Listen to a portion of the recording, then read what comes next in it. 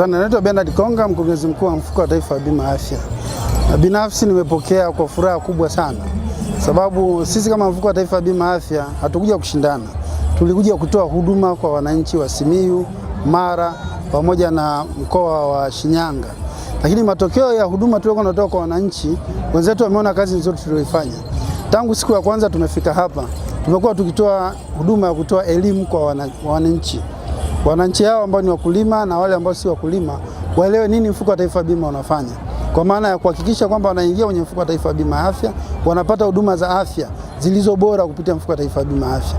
Lakini pili kubwa zaidi, tumekuwa tukitoa huduma za ushauri, vipimo pamoja na matibabu kwa wanachama na wananchi wote wa mkoa wa Simiyu pamoja na mikoa yake ya jirani. Kwa kupitia huduma hiyo, wengi wametuelewa nini tunachokifanya, wameweza kupata huduma. Katika kipindi hiki tumepata watu waliotutembelea zaidi ya 1500 wakitaka huduma zetu. Kwa hiyo kimsingi huduma tulizozitoa zimewezesha kuona wenzetu ambao wanasimamia maonyesho haya kuona kwamba tumeleta impact, tumeleta matokeo chanya katika jamii hii katika siku ya 8/8. Kwa hiyo kimsingi binafsi nimefurahi sana. Sisi lengo letu kama mfuko katika kutoa huduma basi imeweza kuonekana. Tumetoa huduma iliyo bora, huduma iliyo nzuri na wengi wamevutiwa, na ndio maana wengi wametutembelea na wenzetu wameona kwamba tunastahili kupewa ushindi. Katika vitambulisho tulikuwa tunavitoa hapa, makundi makubwa mawili tulilenga, kwa maana ya watoto kupitia Toto Afya Kadi, lakini pamoja na wakulima kupitia ushirika afya. Tunajua hii ni sikukuu ya wakulima. Kwa hiyo tuliona lazima tuje na product yao tuiuze hapa. Kwa hiyo hawa tuliongeza kasi yetu. Sisi vitambulisho tunatoa siku 3 hadi 5 sasa hivi.